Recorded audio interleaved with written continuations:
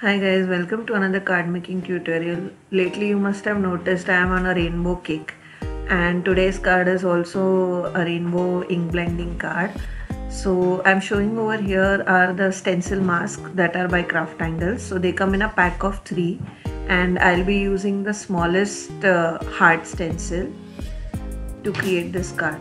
The cardstock that I am using is dual textured cardstock, which is specifically for ink blending. And over here I am just aligning it in a straight line using my Tim Holtz grid and some paper tape. For ink blending, the brushes that I am using is Craftangles ink blending brushes, and the colors of ink that I'll be using is Tim Holtz Distress ink, and I'll be going in a rainbow order from violet to red. For red, the distressing color that I am using is Candied Apple, and as you can see, I simply move from left to right to create a rainbow.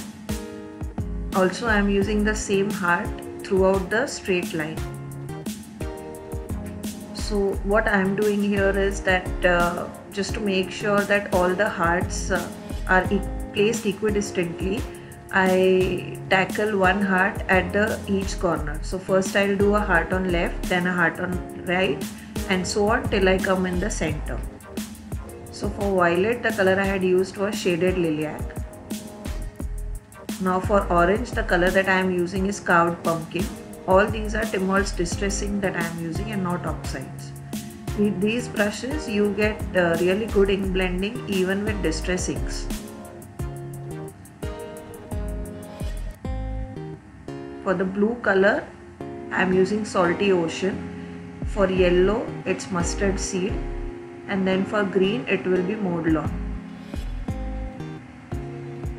So as you can see, since I did one heart on left and one heart on right, it was really easy to line up the hearts and make sure that they are equidistant and overlap on each other perfectly.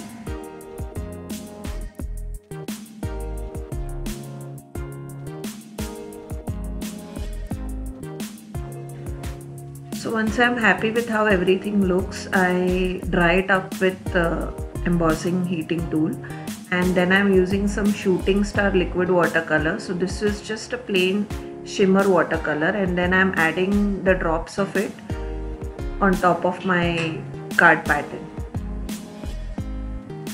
So as you can see, it's super concentrated and only one drop is more than enough to create that shimmery effect.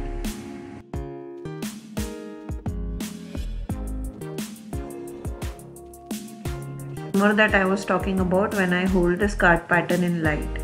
Now for the sentiments, I am using Love Sentiments 2 by Craftangles. This is pre-printed sentiment sheets that comes in a pack of 2, one with white background and one with black background. So I am using the one with black background, which I thought was perfect for a bold sentiment on a colorful card.